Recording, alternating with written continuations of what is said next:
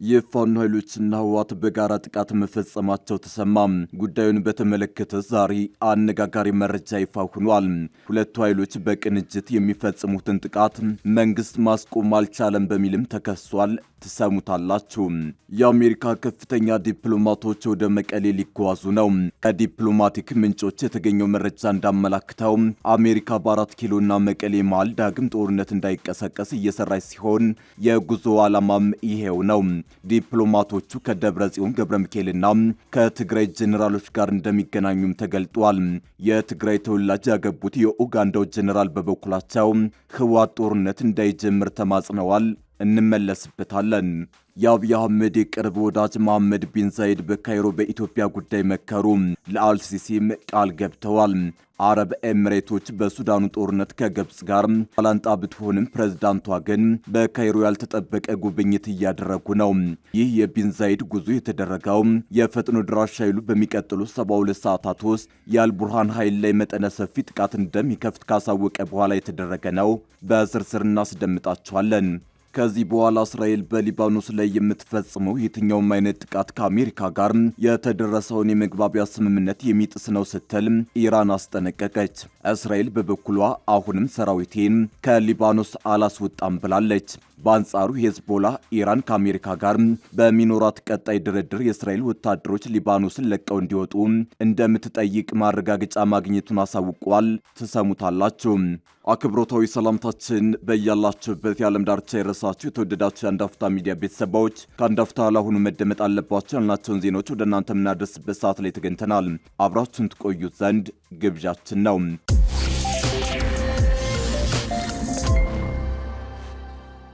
የአሜሪካ ከፍተኛ ዲፕሎማቶች ወደ መቀሌ ሊጓዙ ነው። ከዲፕሎማቲክ ምንጮች የተገኘው መረጃ እንዳመላክተው አሜሪካ በ4 ኪሎና መቀሌ መሃል ዳግም ጦርነት እንዳይቀሰቀስ እየሰራች ሲሆን የጉዞ ዓላማም ይሄው ነው። ዲፕሎማቶቹ ከደብረ ጽዮን ገብረ ሚካኤልና ከትግራይ ጄኔራሎች ጋር እንደሚገናኙም ተገልጧል። የትግራይ ተወላጅ ያገቡት የኡጋንዳው ጄኔራል በበኩላቸው ህወሓት ጦርነት እንዳይጀምር ተማጽነዋል። በአዲስ አበባ የሚገኘው የአሜሪካ ኤምባሲ ከፍተኛ ልዑካን ቡድን በሚቀጥለው ሳምንት ወደ መቀሌ ከተማ ያቀናል ተብሎ እንደሚጠበቅ መቀሌ ሴንትራል ለጉዳዩ ቅርብ የሆኑ ምንጮችን ዋቢ አድርጎ ዘግቧል። እንደ መቀሌ ሴንትራል መረጃ ስለ ጉብኝቱ ዋና ዓላማ፣ ስለ ልዑካን ቡድኑ አባላት ማንነት እስካሁን በይፋ የተገለጸ ነገር የለም። ይሁን እንጂ በመቀሌ ከህወሓት አመራሮች ጋር ይገናኛሉ ተብሎ ይጠበቃል። ይህ የታቀደው ጉዞ በትግራይ ክልል ውስጥ የፖለቲካ ውጥረቶች በበረከቱበት እንዲሁም የፕሪቶሪያን የሰላም ስምምነት አፈጻጸም ለመደገፍና በትግራይ ባለድርሻ አካላት መካከል ውይይትን ለማበረታታት ያለሙ ዲፕሎማሲያዊ ጥረቶች እየተደረጉ ባሉበት ወቅት ላይ የሚመጣ ነው። ይህ የአሜሪካ ኤምባሲ ልዑካን ቡድን ጉብኝት የአፍሪካ ህብረት የአፍሪካ ቀንድ ከፍተኛ ተወካይ የሆኑት የቀድሞ የናይጄሪያ ፕሬዝዳንት ኦሉሴጉን ኦባሳንጆ ባለፈው ሳምንት በመቀሌ ካደረጉት ጉብኝት ቀጥሎ የሚመጣ መሆኑም ታውቋል። ኦባሳንጆ በቆይታቸው ከህወሓት ሊቀመንበር ጋር በሰላም ስምምነቱ አፈጻጸም፣ በክልሉ የጸጥታ ሁኔታና ወቅታዊ የፖለቲካ እንቅስቃሴዎች ዙሪያ መወያየታቸው ይታወሳል። አሜሪካን ጨምሮ ዓለም አቀፍ ተዋንያን በትግራይ ክልል እየታዩ ባሉ ወቅታዊ ለውጦች በተለይም እየሰፉ መጥተዋል በሚባሉ የፖለቲካ ልዩነቶች፣ በሰላም ስምምነቱ አፈጻጸም ዙሪያ ባሉ ውዝግቦች እንዲሁም በሰብአዊ ድጋፍ አቅርቦትና በአጠቃላይ በአስተዳደራዊ ጉዳዮች ላይ ያላቸውን ስጋት ሲገልጹ መቆየታቸው ይታወቃል።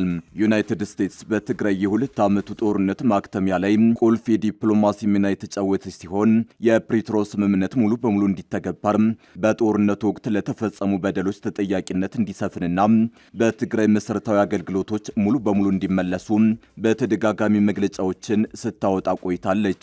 ይህ በሚቀጥለው ሳምንት ይደረጋል የተባለው የአሜሪካ ኤምባሲ ልዑካን ቡድን ጉብኝት ዋሽንግተን በትግራይ ክልል እየተቀያየረ ባለው የፖለቲካ ምህዳር ላይ ያላትን አቋም አመላካች ሊሆን ስለሚችል በብዙዎች ዘንድ ከፍተኛ ትኩረትን ስቧል። ዜናው እስከተጠናቀረበት ሰዓት ድረስ በአዲስ አበባ የሚገኘው የአሜሪካ ኤምባሲ ባለስልጣናት ስለታቀደው ጉዞ ይፋ የሰጡት አስተያየት የለም። ይህ በእንዲህ እንዳለ የትግራይ ተወላጅ ያገቡት የኡጋንዳው ጄኔራል በበኩላቸው ህወሓት ጦርነት እንዳይጀምር ተማጽነዋል። የኡጋንዳ መከላከያ ኃይል ዋና አዛዥ የሆኑት ጄኔራል ሞሆዚ ኪያን ሩጋ አበባ ዛሬ በኤክስ ገጻቸው ላይ ኢትዮጵያን የተመለከተ አስተያየት አስፍረዋል። ይህ የጀነራሉ መልእክት በቀጥታ ህወሓትን የሚመለከት ሲሆን ሲናገሩ በትግራይ የሚገኙ ታላላቅ ወንድሞቼ ሌላ ጦርነት እንዳይጀምሩ እለምናቸዋለሁ። በጣም ወዳቸዋለሁ፣ ግን ጦርነት ሰልችቶናል ብለዋል። አክለውም አሁን ወንድሜን ጠቅላይ ሚኒስትር አብይ አህመድን እደግፈዋለሁ በማለት አስታውቀዋል። የፕሬዝዳንት ዮሪ ሙሴቬኒ ልጅ የሆኑት እኚህ ጀነራል አወዛጋቢ አስተያየቶችን በመስጠት የሚታወቁ ናቸው። የፋኖ ኃይሎችና ህወሓት በጋራ ጥቃት መፈጸማቸው ተሰማ። ጉዳዩን በተመለከተ ዛሬ አነጋጋሪ መረጃ ይፋ ሆኗል። ሁለቱ ኃይሎች በቅንጅት የሚፈጽሙትን ጥቃት መንግስት ማስቆም አልቻለም በሚልም ተከሷል። የፋኖና ህወሓት ኃይሎች በጋራ ጥቃት ፈጽመዋል ሲል የከሰሰው የራያ ራዩማ ፓርቲ ነው። ራያ ራዩማ ዲሞክራሲያዊ ፓርቲ የህወሓትና የፋኖ ታጣቂዎች በፈጸሙት ጥቃት 3 የራያ ተወላጆች ተገድለዋል ሲል ከሷል። ፓርቲው የራያ የሀገር ሽማግሌና ራያነት ምልክት ናቸው ያላቸው በርሄ ተኩዬ ባለፈው ግንቦት 25 ደረቤ እያሱ የተባለ ወጣት ሰኔ 2 እንዲሁም ጥጋቡ ፈንታይ የተባለ ወጣት ሰኔ 6 ቀን መገደላቸውን ዛሬ ባወጣው መግለጫ አስታውቋል። እነዚህ ኃይሎች በራያ ተወላጆች ላይ የተቀናጀ ዘር የማጽዳት ወንጀል እየፈጸሙ ነው ሲል የከሰሰው ፓርቲው የቡድኖቹ ታጣቂዎች በአካባቢው በቅንጅታዊ ዘመቻ ግድያ፣ አፈና፣ ዘረፋ፣ ማፈናቀል፣ ድብደባና የማሸማቀቅ ድርጊቶች እየፈጸሙ ይገኛሉ ሲል ወንጅሏል። ፓርቲው ለችግሩ መፍትሄ እንዲሰጠው ለመንግስትና ለኢትዮጵያ ሰብአዊ መብቶች ኮሚሽን ማመልከቱን ገልጦ እስካሁን ግን ምንም አይነት አዎንታዊ ምላሽ እንዳላገኝና መንግስታዊ ኃላፊነትን የመወጣት ተግባር እንዳልተተገበረ በመግለጽ ወቅሷል። ለዚህ ሁሉ የዘር ተኮር ጥቃት፣ ግፍ፣ ጭቆናና አስከፊ የሰብአዊ መብት ጥሰት የተዳረገው ወንጀል ፈጽሞ ሳይሆን ህገ መንግስታዊ ተፈጥሯዊና ሰብአዊ መብቱ የሆነው የራያ ማንነቱን እንዲረጋገጥለትና ራሱን በራሱ የማስተዳደር ጥያቄ በመጠየቁ ብቻ ነው የሚለው ፓርቲው ጥቃቱን መንግስት እንዲያስቆምለት ጠይቋል። የአብይ አህመድ የቅርብ ወዳጅ መሐመድ ቢን ዛይድ በካይሮ በኢትዮጵያ ጉዳይ መከሩ። ለአልሲሲም ቃል ገብተዋል። አረብ ኤሚሬቶች በሱዳኑ ጦርነት ከግብጽ ጋር ባላንጣ ብትሆንም ፕሬዝዳንቷ ግን በካይሮ ያልተጠበቀ ጉብኝት እያደረጉ ነው። ይህ የቢን ዛይድ ጉብኝት የተደረገው የፈጥኖ ደራሽ ኃይሉ በሚቀጥሉ 72 ሰዓታት ውስጥ የአልቡርሃን ኃይል ላይ መጠነ ሰፊ ጥቃት እንደሚከፍት ካሳወቀ በኋላ የተደረገ ነው። በጀነራል መሐመድ ዳጋሎ የሚመራው የፈጥኖ ደራሽ ኃይሉ በሱዳን ጦር ላይ አዲስ ጥቃት ሊከፍት ነው። በሚቀጥሉት 72 ሰዓታት ውስጥ ዘመቻው ይጀምራል ብሏል። ባለፉት ወራት በርካታ ይዞታዎችን የተነጠቀው የፈጥኖ ደራሽ ኃይሉ ይዞታዎችን ዳግም ለማስመለስ መጠነ ሰፊ ጥቃት ሊከፍት እንደሆነ አሳውቋል። በተለይም በኦቤድና ብሉ ናይል ቀጠናዎች ሰፊ ዘመቻ እንደሚያደርግ የተገለጸ ሲሆን ይህም የሀገሪቱን ጦርነት ክፉኛ አባብሰዋል ተብሏል። ፈጥኖ ደራሽ ኃይሉ አዲስ ዘመቻ እንደሚከፍት ካሳወቀ በኋላ መሐመድ ቢን ዛይድ ካይሮ ገብተዋል። የግብፁ ፕሬዝዳንት አብዱል ፈታህ አልሲሲና የተባበሩት አረብ ኤሚሬትስ ፕሬዝዳንት ሼክ መሐመድ ቢን ዛይድ አልናህያን ተገናኝተው መክረዋል። ፕሬዝዳንት አልሲሲ ግብጽ ለተባበሩት አረብ ኤሚሬትስ መረጋጋትና ሉዓላዊነት የምታደርገውን የማይናወጥ ድጋፍ በድጋሜ ያረጋገጡ ሲሆን የኤሚሬትስና የባህረ ሰላጤው ሀገራት ደህንነት የግብጽ ብሔራዊ ደህንነት አካል ነው ሲሉ አጽንኦት ሰጥተዋል። ግብጽ ለባህረ ሰላጤው ሀገራትና ለሁሉም ወንድም አረብ ሀገራት የምታደርገውን ግልጽ ቁርጠኝነት አረጋግጣለች።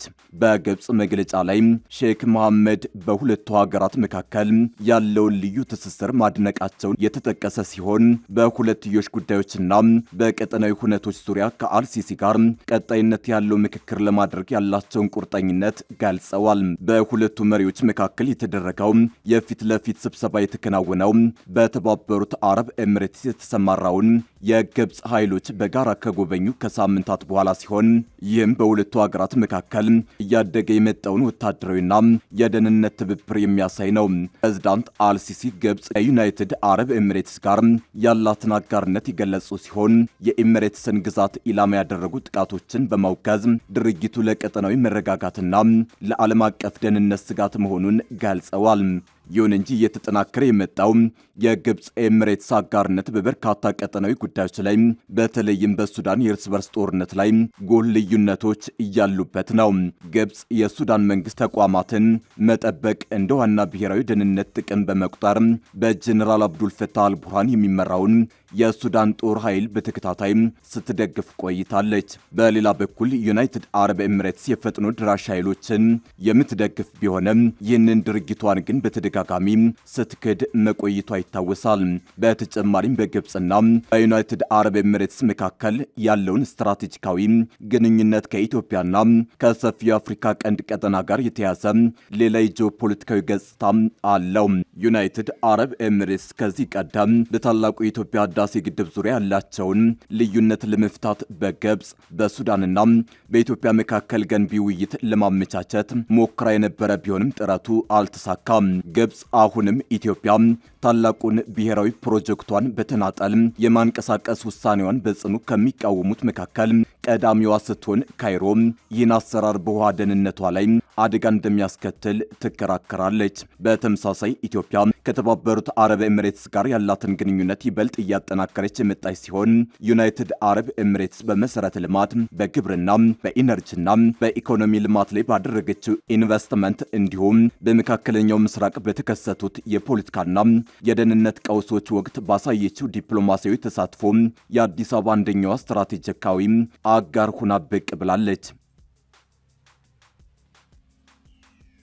ከዚህ በኋላ እስራኤል በሊባኖስ ላይ የምትፈጽመው የትኛውም አይነት ጥቃት ከአሜሪካ ጋር የተደረሰውን የመግባቢያ ስምምነት የሚጥስ ነው ስትል ኢራን አስጠነቀቀች። እስራኤል በበኩሏ አሁንም ሰራዊቴን ከሊባኖስ አላስወጣም ብላለች። በአንጻሩ ሄዝቦላ ኢራን ከአሜሪካ ጋር በሚኖራት ቀጣይ ድርድር የእስራኤል ወታደሮች ሊባኖስን ለቀው እንዲወጡ እንደምትጠይቅ ማረጋገጫ ማግኘቱን አሳውቋል።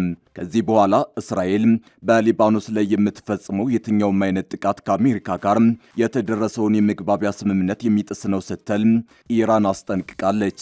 የኢራን የውጭ ጉዳይ ሚኒስትር አባስ አራግቺ እንዳሉት ስምምነቱ ሲደረስ በአንድ በኩል ኢራንና ሄዝቦላ፣ በሌላ በኩል ደግሞ አሜሪካና እስራኤል ሆነው ነው በማለት የእስራኤል ጥቃት እንዲቆም አሳስበዋል። አራግቺ አጽንኦት ሰጠው እንደተናገሩት በሊባኖስ ያለው ጦርነት ማብቃት ከአጠቃላዩ ጦርነት ማብቃት ተነጥሎ የሚታይ አይደለም። የጦርነቱ ማብቂያ በተጨማሪም የወረራ ማብቃቱንም የሚያካትት ነው ብለዋል። በዚህም መሰረት ከዚህ በኋላ የእስራኤል ወረራ በሊባኖስ መሬት ላይ የሚቀጥል ከሆነ የተደረሰውን የመግባቢያ ስምምነት ጥሰት ነው ብለን በእኛ በኩል እንመለከተዋለን ሲሉ አራግቺ አስጠንቅቀዋል። ይህ የኢራን የውጭ ጉዳይ ሚኒስትር ንግግር የተሰማው እስራኤል በደቡባዊ ሊባኖስ ውስጥ ወደሚገኙ ወታደሮቿ እየተጠጉ ነበር ያለቻቸው ሽብርተኞች ላይ ጥቃት መፈጸሟን ካሳወቀች በኋላ ነው። የሊባኖሱ ሄዝቦላ ቡድን በበኩሉ ለእስራኤል ጥቃት ምላሽ ሚሳኤሎችና ድሮኖችን ማስወንጨፉን ተናግሯል። አሜሪካና ኢራን ከስምምነት መድረሳቸው ይፋ ከሆነ በኋላ እስራኤል የደህንነት ቀጠና ባለችው የሊባኖስ ግዛት ውስጥ ኃይሎቿ እንደሚቆዩ አሳውቃለች። በርካታ የእስራኤል መንግስት ባለስልጣናት በአሜሪካና በኢራን መካከል የተደረሰውን የመግባቢያ ስምምነት አውግዘውታል። ይህ በእንዲህ እንዳለ ሄዝቦላ ኢራን ከአሜሪካ ጋር በሚኖራት ቀጣይ ድርድር የእስራኤል ወታደሮች ሊባኖስን ለቀው እንዲወጡ እንደምትጠይቅ ማረጋገጫ ማግኘቱን አስታውቋል። የሄዝቦላ የህዝብ ግንኙነት ቢሮ ለሮይተርስ የዜና ወኪል ማክሰኞ ዕለት በአሜሪካና በኢራን መካከል የተደረሰውን ስምምነት አርብ ዕለት ከተፈረመ በኋላ በሚደረገው ንግግር የእስራኤል ጦር ከሊባኖስ ለቆ መውጣት ይኖርበታል ብሏል። ቡድኑ ለሮይተርስ እስራኤል ከሊባኖስ ለቃ እስካልወጣች በአሜሪካና በኢራን መካከል የኒውክሌር ስምምነት አይኖርም ሲል ተናግሯል።